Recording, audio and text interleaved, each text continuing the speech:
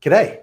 Welcome to Lunch Money. We are your online and social media home for special situations, workouts and capital raising professionals. My name is Nick Samios. I am the fund manager and director here at Hermes Capital, and I am your live stream and podcast host. So once again, a very special welcome to you. Thank you for joining episode 46. I'm very excited about today's episode. We talk about all kinds of different special situations, distressed investing, mergers and acquisitions, and today we're going to focus in on startups. We talk about there's a lot of money around, a lot of investment funds are looking for places to put their money, and startups are seeing some of the benefits of that. So we'll get to that with our special guests very shortly. I would like to remind you, as usual, to share, like or subscribe to our humble podcast and live stream. Give us a share and give us a like and set the notification bell too. And that way, whenever we go on, you won't miss an episode. Also, we are live, and anyone who asks a question live of our guests will get the Lunch Money mug. Now, you'll notice that this week's Lunch Money mug is in the Greek blue and white, and we've done that especially to celebrate 200 years of Greek independence. So get this special edition mug by asking us a question. With no further ado, I would like to introduce our first guest, Gino Marra. G'day, Gino. Hi, Nick. How are you? Not too bad at all. Thank you very much for joining us. Gino is an investor. He's got a background in corporate finance and banking and property. He's a managing director of Marra Capital, but he's also the chairman of the newest A-League club, Macarthur FC, the Macarthur Bulls, who I reckon are going pretty well, given that they're a new club, and they've certainly been very exciting to watch of late when I've tuned into some of those games. You're also a chairman of another company, and you're on the board of directors of other companies. There's Opus and Pennytel. So you are a very, very busy man. What is it that keeps you busy the most this last week? Oh, look, the last week, I'd actually say Pennytel. We completed that acquisition on the 5th of this month, and it's an interesting one. Just trying to bring some different teams together, and just getting around how different things are happening. It's different when you've got a deal deck and you've signed off on something, and you actually look at it once it's complete and the transaction's done, and how things may be better or worse. But it's been a busy week. And is that a startup company itself, or it's an established business? So when you say we, do you mean your investment fund? Yeah, the investment group that acquired it. So we have another phone company called MeSim, and that acquired Pennytel. Pennytel's been around for about 8-9 years, has roughly about 30,000 customers. It basically rents space from the Telstra network, and it's a good fit to MeSim, whereas MeSim's basically an NBN company. Pennytel's just a mobile company, and sort of bringing the two together. And you're also, is it Opus? Am I pronouncing that correctly? Yeah, Opus. Yep, Opus Industrial. And that's a waste management company? Yes, it's a waste management company, technology. I was lucky enough to be asked to come on as a seed investor, and then later as chair. That's a really exciting business. That's basically treating organic waste and looking at the processing, basically turning the waste into CO2 and the CO2 into hydrogen. Wow. So, okay. Yeah, the hydrogen and that charges a machine, but it's total looping of waste. And that's a genuine startup. Yeah, genuine startup.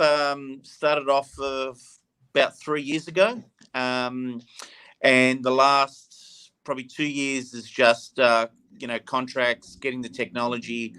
The patent has 187,000 pages of documents. My God. So, we've been spending a lot of time on that, and we've gone from 4 staff to about 30 staff in 6 months. Wow, that's fantastic. And of course, on top of all that, you're the chairman of Macarthur FC. Yes, that's the fun bit of work. So look at, it's what do they say? Those who can't play either coach, and if you're lucky enough, you get to own a team. And it's really exciting, Nick. And it's a business. There's a lot of nearly 40 staff, including players. It's nearly a $20 million turnover business. It's only business to start in the middle of COVID. Also only football or professional sports team to start worldwide in the middle of COVID. It's had its challenges, but it definitely has had its rewards. But it's amazing, where that, it's just a business. You say, I mean, it could go anywhere. I mean, you finish. Is it in the top two? If you finish top two, next thing you know, once COVID's out of the way, you're playing in Asia. Yeah, 100%. And look, it's a really interesting competition this year. Central Coast, I think 25 points. Sydney FC in 6th place on 19, and between second and 6th, there's 2 points. So lose 2 games, and you find you're out of the 6. You can fall to 7th, 8th, 9th. It's a real aggressive competition this year. Yeah, look, it's fantastic. It's very exciting. I'll have to get out to watch one of your home games. I saw it in the wet the other day, and it seemed like the rain didn't trouble you at all. The surface looked like it was fantastic. So you got a great ground out there as well. Yeah, it's great. It's probably the best field from a drainage perspective in the league. It's some crazy figure like 400,000 litres an hour. Wow. So Campbelltown Council has done a phenomenal job, getting that stadium to where it is. But it's good. Every time it rains, we win. So I'm hoping it rains this weekend. Okay, good mud runners. All right, listen, we're going to put you in the waiting room, Gino, and we're going to introduce our next guest. Our next guest is Nick Hitchens. G'day, Nick. How are you? Hey, Nick. Very well, and you? Fantastic. I'm fantastic. Nick is a lawyer with Hitch Advisory. He specialises in structuring M&As, all sorts of advice to startups, dispute resolution, commercial agreements, capital raising, etc. And you're also on the advisory board of the Boathouse Group, I noticed. So that must have been pretty exciting a year or so ago. What is it that keeps you? Yeah, I can imagine. What is it that's been keeping you busy this week? You said that you've got a capital raise getting away today. I've got an M&A, a childcare M&A getting away today. So that's been quite a substantial one. So that should finish around lunchtime. We've also been working on a franchise rollout for a new range of health and beauty clinics. So that's been keeping us busy. We've been raising capital for a drone technology software as a service piece. So they'll be going for their second round of raising capital and putting in place an employee share plan. And also probably the other big project this week is assisting some guys with the legals on a new hotel joint venture. So a few different fingers in different pies. Okay, so they're all different aspects of capital raising and buying and selling businesses and startups and all that sort of thing. That's interesting about the drone business. One of our early episodes of Lunch Money, we had the CEO of Orbital, who is a listed company out of West Australia. I don't know if you know those guys. I've heard of them, yes. Yeah, they started out as the Orbital Engine Company, but these days they provide propulsion systems for military drones. So yeah, very interesting. Yeah, there's all sorts of stuff. Yeah, and who are you mainly engaging with? Accounting firms, PE firms? I mean, who is it that you're mainly working for? Yeah, so we sort of have 3 main sort of core client or referral relationships. Obviously, private business owners are our most significant. They're sort of grown-up mum and dad businesses, if you like. Then we have our, accountancy and corporate advisor clients and referral partners. And then we have our pure play startups. So guys that have an idea, they come to us, they need assistance with raising capital. We don't do the introductions, but we do assist them with the legals and the structuring of that capital raising process. Right. Okay. Well, then that's interesting. And so just, I mean, I'm just interested when someone comes to you as a startup. I mean, I know that you're obviously a generous soul, and I'm sure you love to see people succeed. At the end of the day, you're running a business. You've got staff. You need to get paid.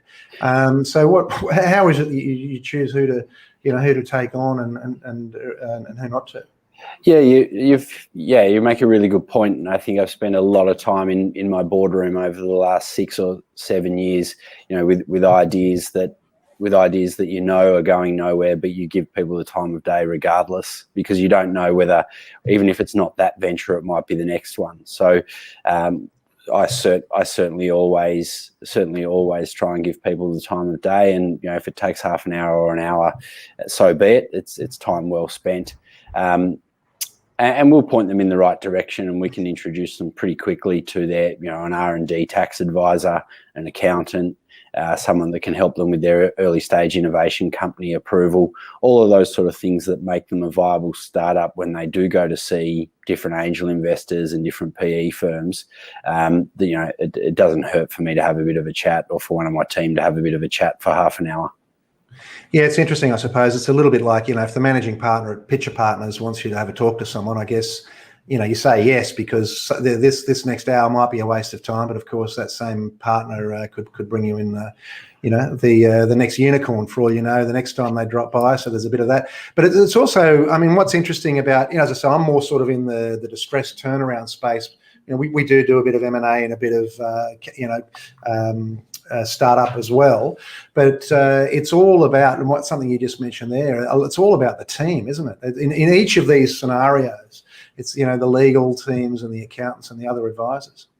I think that's right, and you're right, because we do both startup and we do distressed. We do a lot of distressed work as well, particularly distressed M&A activity. We did a number of distressed deals last year. Probably most notably, we acted on the sale of Matt Blatt's IP to Kogan in May. But I think you're right. The thing with most of these deals is whether someone can, A, back the people involved, and B, how switched on are their advisors, and are their advisors working cohesively together. We've got one awful M&A deal at the moment where it's an Australian business. They've appointed a corporate advisor out of New Zealand who can't travel here. He's appointed his mates who are New Zealand counsel as lead counsel. So We've got this dog's breakfast of an information memorandum for an Australian business that's all based out of NZ. So you really do disadvantage the client if the advisor team isn't working cohesively. Yeah, well, then a different challenge, of course, is if you find out that the weakest link in the advisor team is the one that referred you the matter as well. But that's another challenge. Yes. You sort of laugh knowingly there, so I'm sure it's happened to you as well. All right, listen, let's bring Gino back. Now, I think on the weekend, Gino actually had to pull on a jersey. And is this you on the park, Gino, scoring some goals? Let's just have a quick look. Part of this match is Franjic. Derbyshire, there's the... How good was that? I mean, that was spectacular. Well done, Gino. I do try my best. I've got to tell you, I mean, because I knew Gino, I mean, I sort of tune into A-League, but I have watched a couple of those games, and it's world class. It really is. It's fantastic football, and I'm calling it football. That's a particular nod to my brother, who doesn't like to call it football, but it is the world game. So there you go. Gino, I'm wondering, I mean, a little bit like Nick, obviously in the position that you're in, you get lots of people wanting your involvement in their startups. I mean, how is it? I mean, is there anything mentally, either formally or informally, that you ask yourself before you get involved? I mean, are there any special criteria, or is there a couple of golden rules? Yeah, look, the first thing for us is, again, where's the lead come from? And, like you said earlier, if it's somebody that gives you a lot of good business, you sit down with them, and at very worst, you make a contact, and like Nick said, they might find the next thing that's a cracker. So, it's all about treating people with respect, and, and it hopefully comes back the same way. For me, every deal we go in with, I know it sounds strange, but, is it the type of person you can sit down and have a beer with if there's an issue and say, listen, we've got to sort this out, or this isn't making sense? It is very important to us. Right. And that's an interesting point that you make. I mean, I was doing a bit of research just to make sure I was covering all the main points here. I think we've just lost Gino for a sec there, but we'll get him back. He's on a bit of his connection there, but we'll get him back shortly. Nick, just on that point, one of the things that come at the top of the list of any startup situation or any M&A or any sort of capital raising situation. We've got you back, Gino. We've got you back. I was just running past Nick. You mentioned the first thing that you said is actually at the top of my list here, and that's people and management team. Yeah. So Nick, I mean, how important is management team when you look at these situations?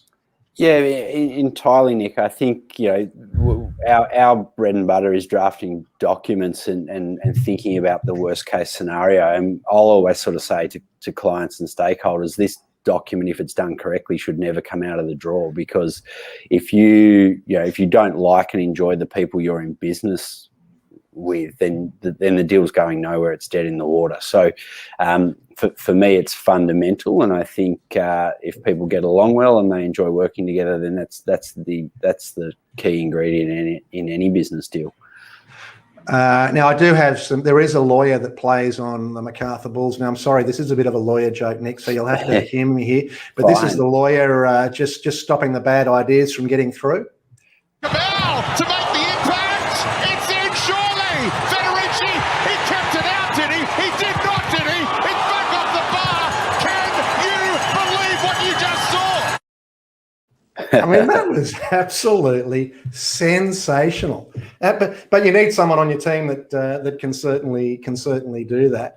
That guy. Where did you find that guy, Gino? I mean, Ante's known Adam from the Socceroos days. I think they were in camp together. I think Ante was finishing, and these guys were coming through. But like Ante's a good example about a startup where all of those players that have come across from overseas and so forth, either their agents know Ante or the players know Ante. And Mark Milligan's a perfect example. That it makes no sense at all for Mark Milligan to finish his career with a startup in Australia. The most capped Socceroo, but strong relationship with Ante, and came back. But that clip, I'll tell you a funny story about that. So one of the sponsors behind it, entry-level sponsorship, and that clip that weekend was shown over 1 million times. Can I tell you? I mean, it's worth the entry fee just to see that. That's a few seconds. Again, it's just world class. That is absolutely world class. But I guess it goes, talking about management team. I mean, it makes the point beautifully, doesn't it? I mean, you've just explained it there. Whether it's on the football park or in business, and I guess one of the bullet points here I've got when it comes to management team is motivation. So, I mean, what is it that motivates? What is it that motivates Ante to get involved? In a startup A-League club? Look, Ante's a very, very competitive person. But again, came back to relationships. So one of our partners who's in the football club is also the CEO here. He and Ante have known each other for, 30 odd years. And, a lot of respect there. I think he gave Ante, one of his first coaching gigs after he finished playing.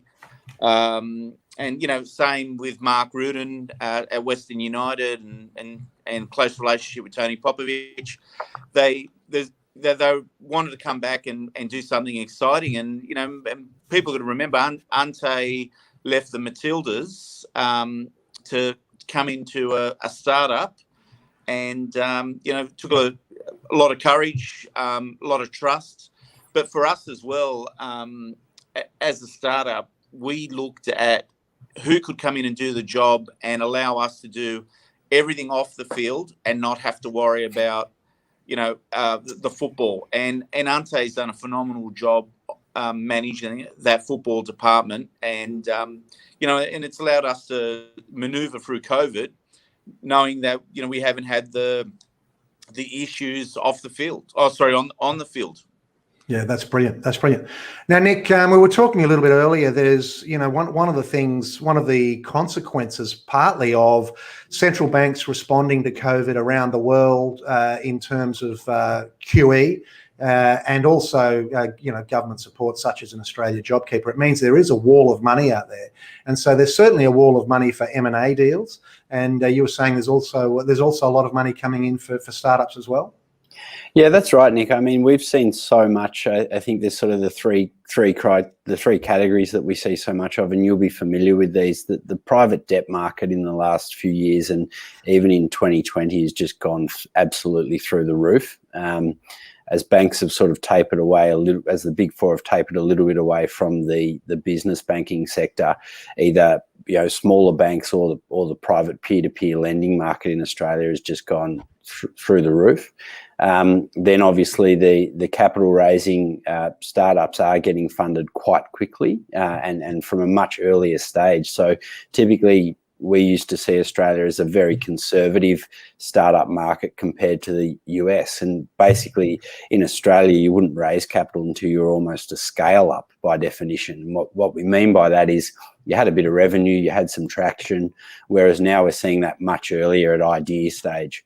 And then obviously the third category is, as you mentioned, M&A activity. We've seen a lot of non-distressed M&A, and particularly now that the foreign investment review threshold has been lifted back away from $0. Yeah, it's interesting. I mean, I know some people that sold a business not so long ago, and I think one of their regrets is that they sold it back then and not now. It's a little bit like that. So one of the very interesting things that you said a little bit earlier, Gino, was we all think about all the money that's around, but you were saying it's actually created a different problem is deciding who to take the money from. So tell me a little bit about that problem and how you go about solving it.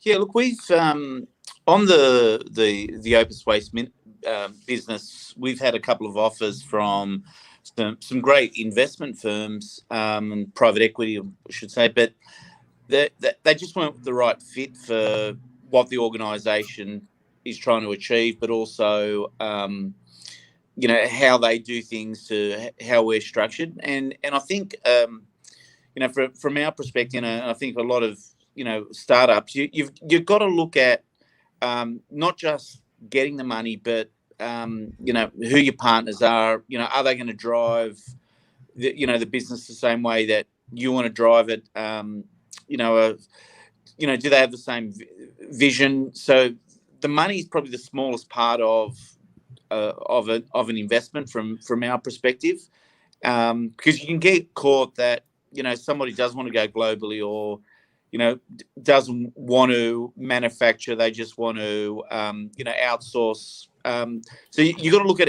every bit of the whole investment to make sure it's the right thing.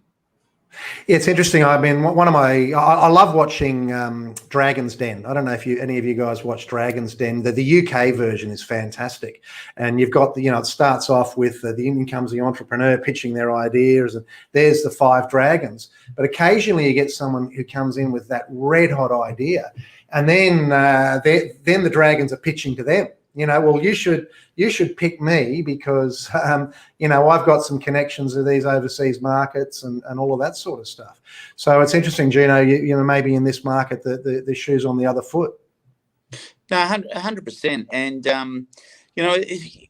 when you're looking at, a capital raise, is, my advice to a lot of people is, what else can they bring to the table besides the money? You might have a business that's got some real smart on the tech side, finance, accounting, legal, but they struggle with marketing. So you've got to look at what is best on that investment, and what do you need outside of cash. Okay, Nick, any sort of comments on that? Yeah, I think that those comments are right. You get into kind of a reverse due diligence phase, and where basically you say, well, what can this investor? I've got half a dozen term sheets on the table. What can this investor bring to the table from an operational or a growth perspective beyond the cash? The amount of early stage startups and scale ups I've seen where people have given away, a couple of % sweat equity here and there, to people that have then gone on to do effectively nothing for them. It's absolutely phenomenal. I'm not saying this is the case in this instance, but we've all seen in the media how many option holders have done exceptionally well out of Afterpay. Now, I'm not suggesting for a moment that they didn't earn their sweat, but it can have some very big dollar signs in front of it. Yeah. I mean, that's interesting. And it's also something, I mean, you've been around for a little while. I mean, this is not a problem that was around, 5 years ago. I mean, when did it all flip? Was it GFC, or was it, more recently with this COVID, or? In terms of, look, I think it's always, to be honest with you, it's always been there for me in the sense that people get in quite early. There's always some, there's often a couple of opportunistic angels or advisors circling around. They'll do, what should be a $5,000 fee for service for 3 or 4% in equity. If that business goes well, then they've got a very handsome paycheck. It is what it is. I mean, a lot of my, one of my clients recently just sold to a large European listed firm in the tech space. They'd signed a deal with a corporate advisor where he effectively got 15% of their exit proceeds. Now, any day of the week, 15% is not market, but when you're a 20-year-old founder in a tech business, and this person seems to be your only hope for growth, then they're signing these kind of documents uninformed. Yeah, that's very interesting. I mean, we'll come to that. I think you sort of segued into my next little heading that I've got in front of me here, which is legal mistakes. But I know that sometimes when we get introduced to a matter, say somebody knows someone who's got a business that they're trying to raise capital, but and we've come to them genuinely through the side door. It might be a relative or some other connection, but they've signed a mandate. They've signed a mandate with someone, and that other, the other mandates, the person who's got the mandate has really done nothing, but they're standing there. I guess they're legally entitled to a slice of the pie. We see a huge amount of that, and I don't know the answer to how you get, because you made the point at the outset. How do I have someone come and sit in my office and say, look, here's a bill for $5,000 for the privilege? That's just not going to happen. But there needs to be a better way to educate them on some basic sort of tips and traps that they can find themselves in when they're doing those first initial equity deals, because we see them get into trouble time and time again. And what are some of the legal horror shows, Nick? We'll and then I'll ask Gino if he's seen any of those. What are some of the legal disasters that maybe you've come in, the second guy in, and you've seen, whether or not they're co-founder agreements, or what are the sort of things that people make mistakes on? Co-founder stuff are, usually those people come to a party with relatively equal bargaining power, but the first cracks start to appear with those sweat advisors who promise the world and deliver nothing, and they are holding on to a reasonable percentage of equity that they possibly shouldn't. Then the other thing is probably the first opportunistic cash investor, and the level of control. I mean, we've seen some stuff where the level of control is absolutely, the balance is way too in favour of one party over the other. So much so that we've seen IP rights for all of North America basically given to the investor with no consideration whatsoever. Now, these things aren't unlike an insolvent transaction. Nick, which you'd be familiar with the distress space. These aren't voidable transactions. These are handshake commercial agreements that are enforceable. Right. That's interesting, Gino. I mean, what we're talking about here is, I guess maybe first round, maybe that's the private investor. Someone's gone in and they've just taken a huge chunk of the pie, and maybe they're blocking the next round of capital. I mean, I see this, in debt deals. You see people have come in and maybe taken too much security, or they've taken security for their fees and all that sort of stuff. But how I guess on one hand, you're keen to get that first round of capital. Gino, how do you balance getting that first round of capital, which I think have we lost Gino? We've lost him. We've lost him. He'll come back. I'll ask you first. Oh, Nick. good. How do you balance? You're all hot and heavy. You want that first round of capital, but you don't want to lose the second. You don't want to block the second round. I'll come back to you in a sec, Gino. I'll just go to Nick first. I think the economy's shifting the balance of power back the other way, Nick, to some extent. So the more cash there is in the economy, the less of that opportunistic behaviour we're sort of seeing, because people are saying, well, we've got options here from a funding perspective, so therefore we'll take an investor that is dealing on more balanced terms. And to overlay that, there's actually a lot more of startup and scale up debt happening than historically. Businesses that weren't getting debt funding because of this private debt market and because of this neo-bank market are getting funded where previously they wouldn't have got funded because they wouldn't have had bricks and mortar. So we're seeing founders of startups and early stage scale-ups saying, well, hang on a minute, is there a debt option here? Because an interest rate sub 5% is probably cheaper than the equity I have to give away if I back myself. So we're seeing a lot more of that. And Gino, in your experience, you've been involved in a number of startups, obviously, and early stage. Is it something where you say, well, we don't have to give equity away, we're going to give you the royal opportunity of some debt in this thing? Are you seeing that? Yeah, look, we're looking at a lot of deals. I'm seeing a lot of deals where we've got convertible notes going in because we're not 100% sure on the transaction. There's something there, so there's a lot of that going on. But going back to your legal issue, sorry, because I cut out. I'm seeing a lot of these startups aren't getting the right advice legally, and it's coming back to bite them. And you're trying to save costs, and unfortunately, startups start to look at cutting costs in the wrong spots. And the two areas that you just can't afford to do it is having the right accounting advice, but also definitely the right legal advice. Especially when it comes to things like shareholders agreements, fund agreements or debt agreements. If it's not done right, like I said, you could be selling a business for a couple $100 million and you've got to give 15% away.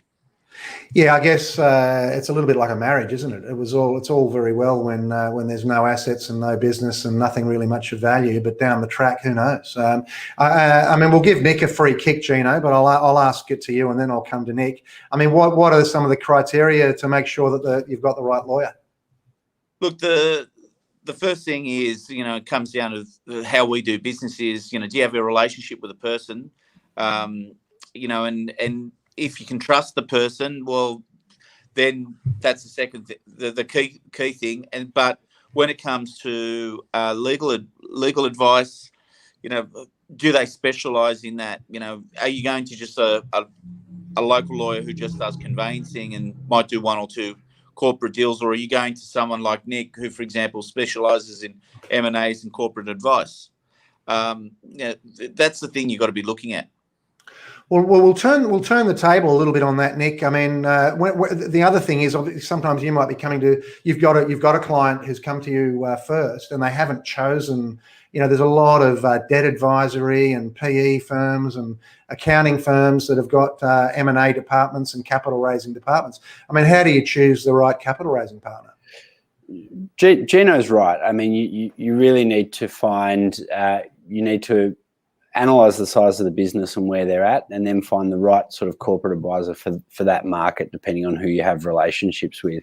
I think anyone that's and that's part of the problem with, there's been a lot of marketplaces and platforms that have had a dabble in just trying to create an investor and target, technology marketplace where you can basically jump on your phone, find a target company and put 200 grand in and get a tax deduction for it. But really in Australia, and I don't know if that's working overseas, but in Australia, we are really in our infancy in that regard, and we do business on relationship. And I think we still take a lot of comfort from the fact that, you know, somebody knows somebody, and that person's a decent operator. Yeah, interesting. I mean, look, something we haven't talked about business plans and all that sort of stuff. We're going to just take that as a given that that you need to have a decent business plan. You certainly need to have your ideas communicated succinctly. Is my view. I mean, we get a lot of people approaching us. You know, if you've got a 2-pager that lays it all out, it's a lot better than someone just ringing you up and saying, "Look, I'm looking at doing in this, and I've got a half-baked that." That certainly doesn't work. But we'll take that as a given. But having said that, I mean, how do you know, who should do the pitch deck? I'll come to you, Nick, and then I'll ask you, Gino. I mean, who should prepare a pitch deck? Should it be prepared by the company? Should they engage external accounting firms? I mean, what's your view? Look, I think really the marketing piece and the fancy sort of content should be prepared by the founders, you know, or some kind of digital agency if they've got the budget. Usually they don't. But I'm a strong believer in sending them to an accountant as soon as possible to pressure test their numbers, because there's nothing worse than seeing a pitch deck when they're going through a capital raising process or the first round of due diligence, and somebody comes in and just rips their numbers to shreds because they haven't pressure tested whether the forecasts are even plausible.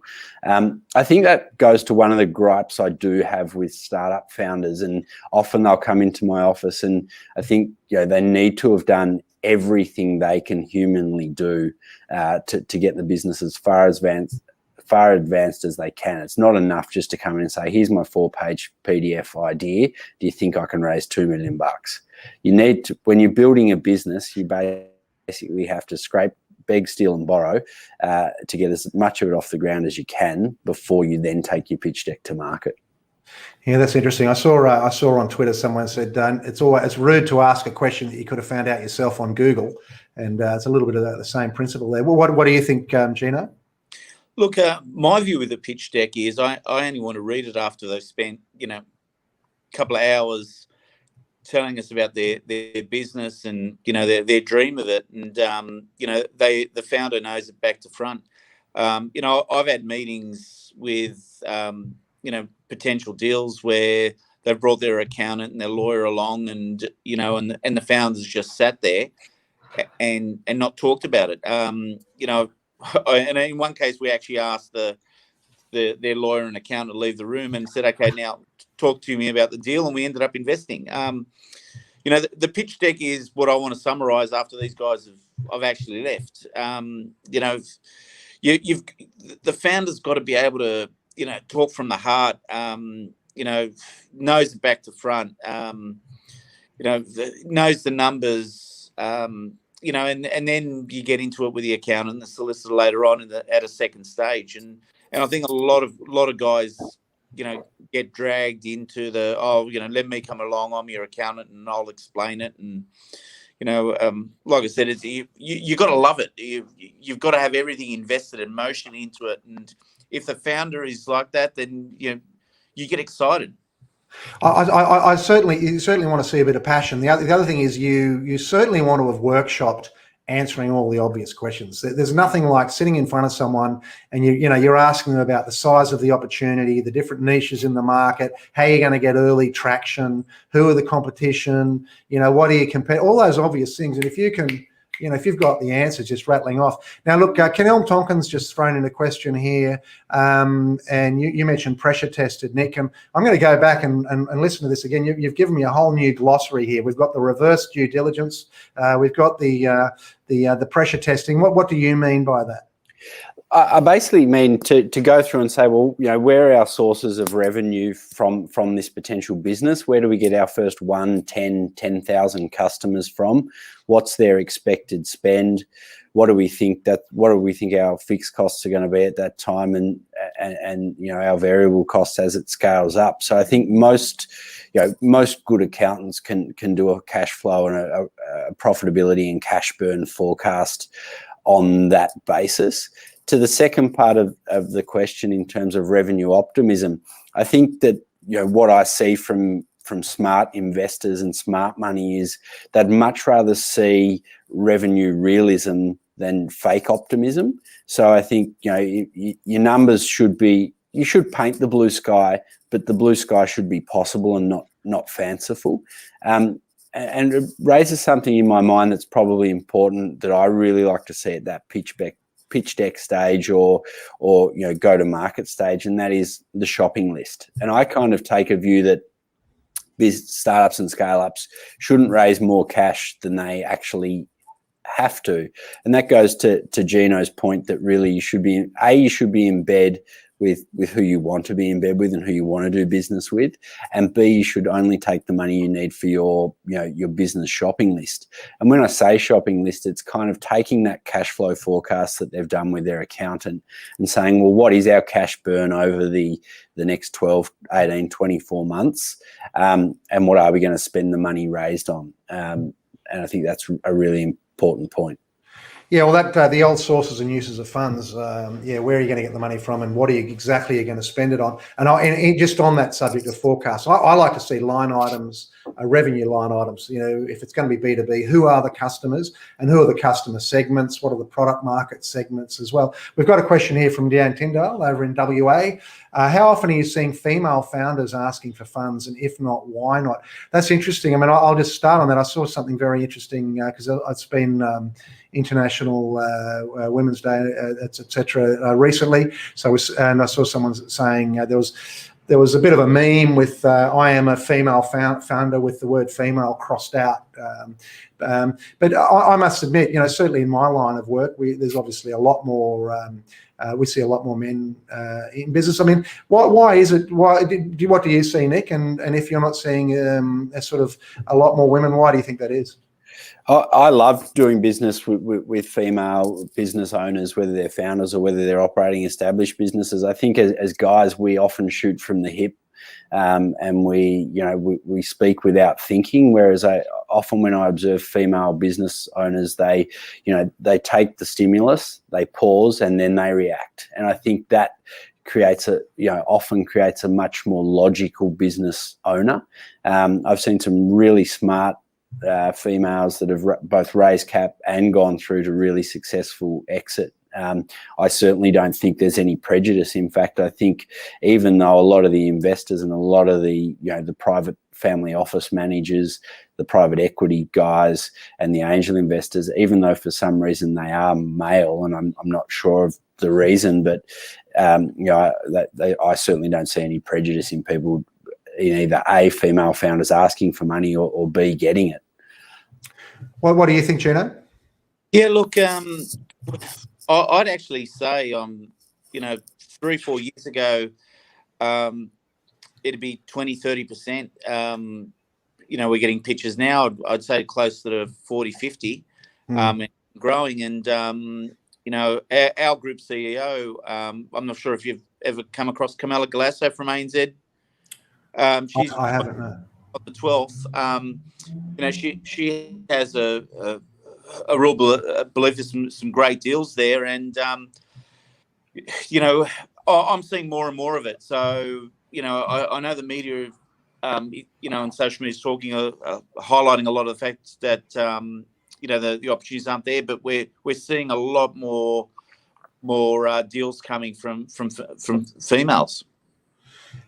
Yeah, I mean, look, at the risk of stereotyping, I'll say that when I do get deals, they are better prepared, and I'm sorry, it's just that's just the way they are. And I wonder if because they are better prepared, they also may be more cautious. So maybe you see less because certainly the ones that we encounter are, when we see females, they're more cautious, and maybe they're less likely to take on undue risk. I don't know. I'd love to see some. I'm sure there's been studies done on that. I'm sure if we went to Google Scholar, we might find something. Listen, guys, we've actually hit the 44-minute mark, so I'm going to wrap up. I'm going to ask you both for your final comments when it comes to startups. I'll start with you, Nick. I think my final comments are: get your advisor panel sorted early. So a good accountant, good lawyer, good either debt or source of capital advisor. Understand your shopping list. What do you want to spend the money on?